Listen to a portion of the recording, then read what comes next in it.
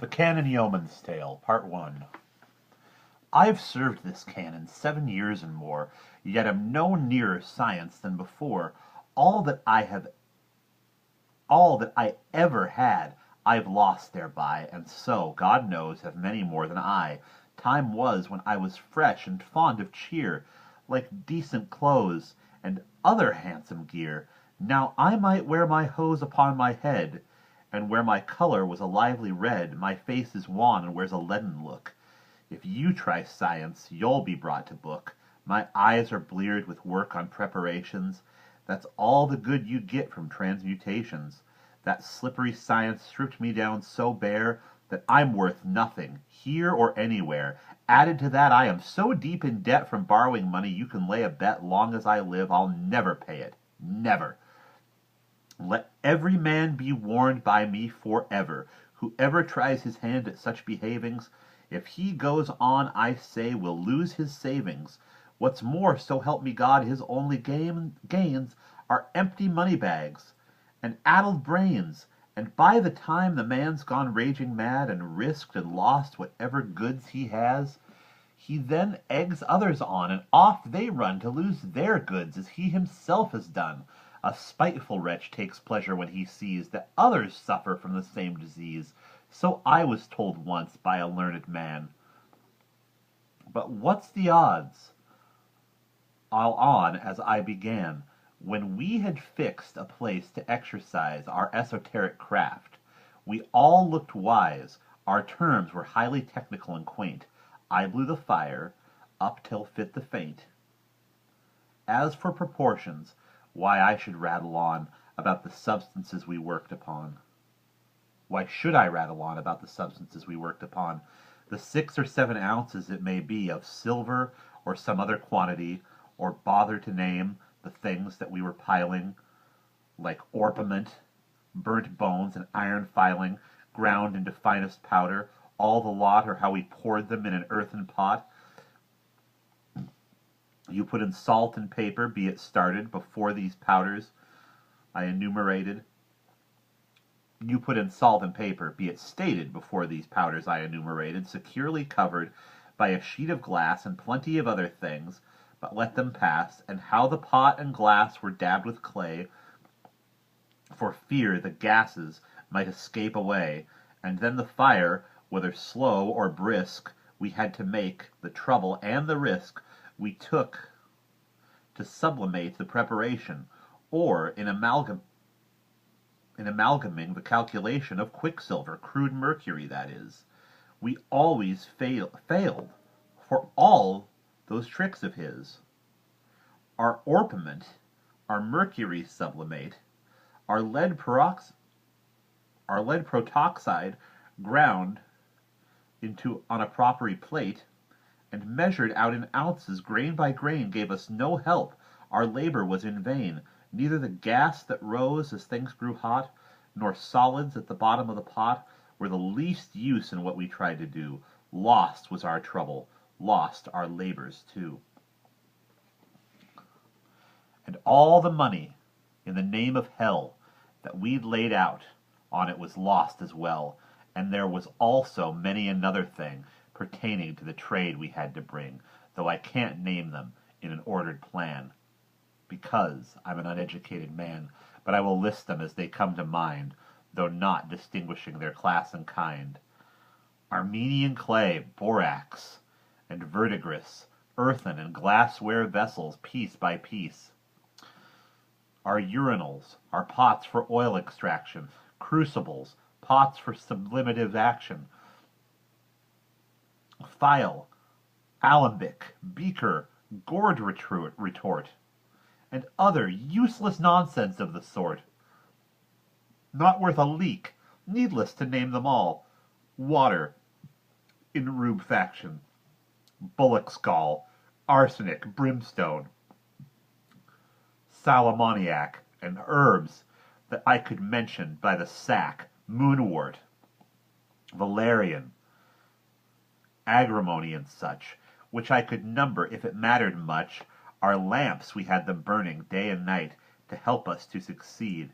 But if we might, our furnace too, for calcifying action, our waters in a state of albifaction, chalk, quicklime, ashes, and the whites of eggs, various powders, clay, piss, dung, and dregs, waxed bags, saltpetre, vitriol, and a whole variety of fires and woods and coal, alkali, tartar, salt in preparation, matters combust or in coagulation, clay mixed with horsehair, sometimes with my own, crystallized alum, oil of tartar thrown, with tartar crude and unfermented beer, yeast and a dozen more than you shall hear, realgar, various absorbent batters, and, I may add,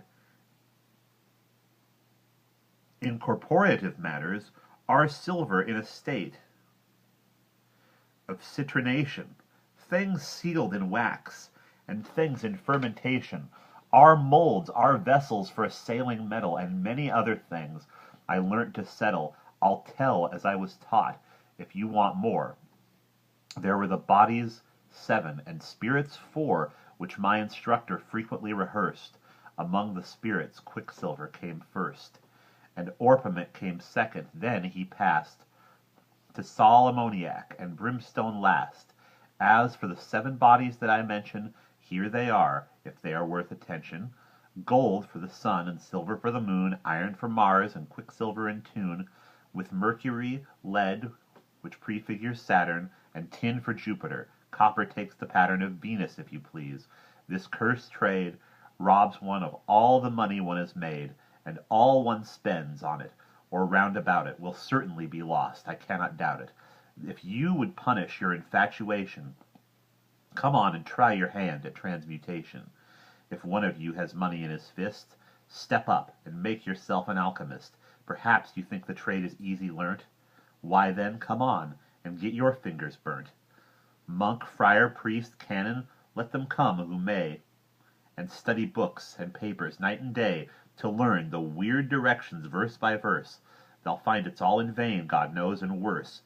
And as for trying to teach a simpleton, pooh, it's no use talking of it, can't be done. Whatever you know, whether you know your alphabet or not, all's one for all, the good that may be got. Learned and simple, by my soul's salvation, achieve the same results from transmutation, equally well, when all is said and done. They fail absolutely every one, and still I have forgotten my intention to speak of iron filings, and to mention corrosive liquids, ways of mollifying or hardening substances, or of supplying oils and ablutions, stores of fusible metal, and so on. It's beyond a book to settle these matters. Any book it would be best to give this catalogue, and myself a rest, for I imagine I have said enough to raise the devil, be he never so rough. Ah, no, let be, for the philosopher's stone called the elixir can never be known. We seek, and were it once discovered, we should be safe enough, expenses covered. But there's no way, whatever paths we trod. The search was useless, and I swear to God, for all our cunning, when all's tried and done, that stone won't yield itself to anyone. It's made us squander all we ever had, losses enough to drive us nearly mad. But for the hope that crept into our heart, always supposing, when we felt smart, it would relieve us of our sad condition, sharp was the hope, and hard the supposition. I give fair warning you may search forever, a golden future lures one on to sever oneself from all one ever had, and trust an art for which one cannot lose the lust. People will always find it bittersweet, or so it seems, nothing but a sheet to cover one at night, with no array other than some outlandish cloak by day. One yet would sell them both and be bereft. No one can stop until there's nothing left. Go where they may, a man can always tell such people by their pungent brimstone smell. For all the world, they stink as will a goat, a hot and ram-like smell that seems to float about them, and a man a mile away will catch the foul infection, I dare say. See, by the smell and by the threadbare cloak, you're pretty sure to recognize these folk. If privately you ask them to confess why they go round in such a shabby dress, they'll turn at once and whisper in your ear that if they should be spotted, they must fear death for their learning. Such is their pretense. That's how these people trade on innocence. Well, pass on to the story you require. Before the pot is placed upon the fire, my master takes a certain quantity of metals, which he tempers, none but he. I can speak boldly now he's gone away, for he's a cunning worker, as they say. At any rate, he's made himself a name. He blundered very often just the same. And how do you think it happens? Like as not. There's an explanation, and there's an explosion, and goodbye the pot. These metals are so violent when they split, our very walls can scarce stand up to it. Unless well built and made of stone and lime, bang go the metals through them every time, and some are driven down into the ground. That way we used to lose them by the pound, and some are scattered all about the floor. Some even jump into the roof, what's more. Although the devil didn't show his face, I'm pretty sure he was about the place, in hell itself, where he is lord and master. There couldn't be more rancor and disaster than when our pots exploded, as I told you. All think they've been let down, and start to scold you. Some say the way the fire was made was wrong. Others said, no, the bellows blown too strong. That frightened me. I blew them as a rule. Stuff, said a third. You're nothing but a fool. It wasn't tempered as it ought to be. No, said a fourth. Shut up and listen to me. I say it should have been a beechwood fire. And that's the real cause, or I'm a liar. I've no idea why the thing went wrong. Recriminations, though, were hot and strong. Well, said my lord, there's nothing more to do. I'll note these dangers for another brew. I'm pretty certain that the pot was cracked. Be that as it may, don't gape. We've got to act. Don't be alarmed.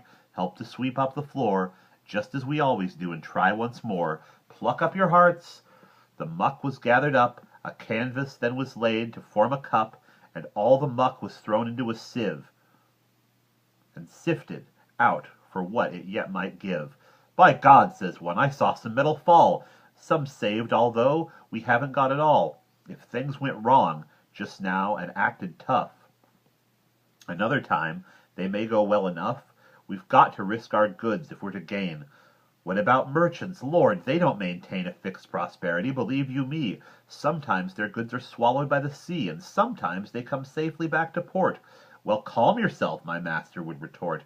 Next time I shall have things in proper frame. I'll see our ship comes home, or take the blame. Something went wrong, I know. I'll find out what. Another said the fire was too hot. But whether hot or cold, you may depend, we always met with failure in the end. Yet, though we never reached the wished conclusion, we still went raving on in our illusion, sitting together, arguing on, and every one as wise as Solomon. However, all that glitters is not gold, and that's the truth, as we're so often told. It isn't every apple on the spray is good to eat. Lament it how you may. It's just the same with us, though it may please us to think we're wise. The wisest one by Jesus will prove the biggest fool, that's my belief. And he that settles the honestest a thief. That will be clever enough to you, my friends, before I leave you and my story ends.